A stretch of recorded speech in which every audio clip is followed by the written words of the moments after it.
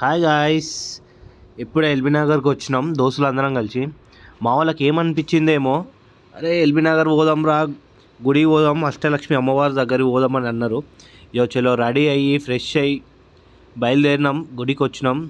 కానీ వచ్చినాక తెలిసింది భయ్యా, గుడి అంటే ఇట్లుండాలి భయ్యా. ఎంత పీస్ఫుల్ ఉందంటే ఆ పక్కనున్న శిల్పాలు కానీ అక్కడున్న నీట్నెస్ కానీ దానికి అక్కడ ఉండబుద్ధి అవుతుంది భయ్యా.